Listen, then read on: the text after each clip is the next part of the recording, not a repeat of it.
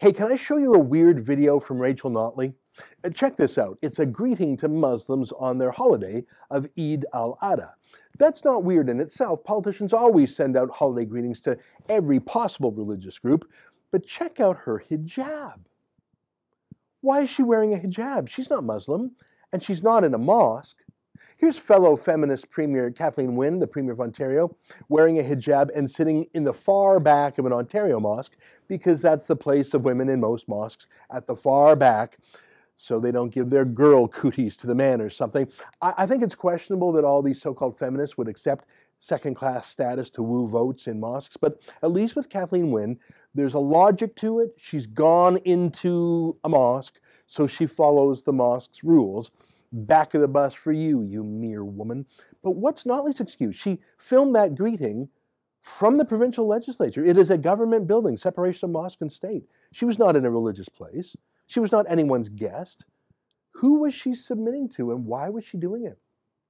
Oh, but I haven't even shown you the weird part yet. Can I show you the weird part? It's here. I would like to thank the Muslim community of Calgary and the National Council of Canadian Muslims for sacrificing time and effort to make our community and province a better place. Hang on, of all the Muslim groups in Canada, she singles out the National Council of Canadian Muslims. Are you kidding? The National Council of Canadian Muslims used to be called CARE-CAN. CARE stands for the Council on American Islamic Relations. CARE-CAN, as you can imagine, was set up as a Canadian branch plant of the U.S. operation. Here's an affidavit by their boss, Shima Khan, where she explains how CARE-CAN was founded, saying that the American group CARE had direct control over CARE-CAN, and then CARE-CAN changed their name to the National Council of Canadian Muslims. And now Rachel Notley has praised them, singled them out from all the Muslim groups in the whole country. So who is CARE? The group that started the National Council of Canadian Muslims. The CARE that Shima Khan says had direct control over them.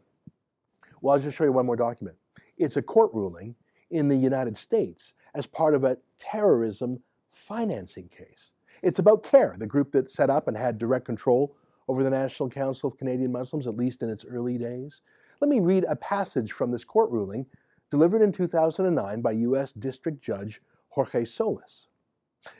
CARE was objecting to being listed as linked to terrorism, but here's what Judge Solis wrote in 2009. He said, "The government has produced ample evidence to establish the associations of CARE is innate with HLF, the Islamic Association for Palestine, and with Hamas." Lots of acronyms in there, but I bet you heard that last word right, Hamas. It's the Muslim Brotherhood terrorist group that runs the Gaza Strip. It's a terrorist group. They murder civilians. They shoot rockets into homes. They blow up people. They torture their own Muslim people in the Gaza Strip if they're not fundamentalist enough. I'm not saying the National Council of Canadian Muslims in 2017 supports Hamas financially. I have no evidence of that. But they still do share Hamas's goal of promoting Sharia law around the world. Hamas does the blowing up part now. The National Council of Canadian Muslims does the propaganda part. But what kind of judgment does it show for Rachel Notley to single out of the dozens of Muslim groups around Alberta and Canada to choose a branch plant of a U.S. lobby group that a court said was tied by ample evidence to a Hamas terrorist group? I don't know. I guess the same sort of judgment that makes a feminist put on a hijab while filming a video in the public legislature. For TheRebel.media, I'm Ezra Levant. Here at The Rebel, we believe in the separation of mosque and state. If you want more videos like this, click like and subscribe.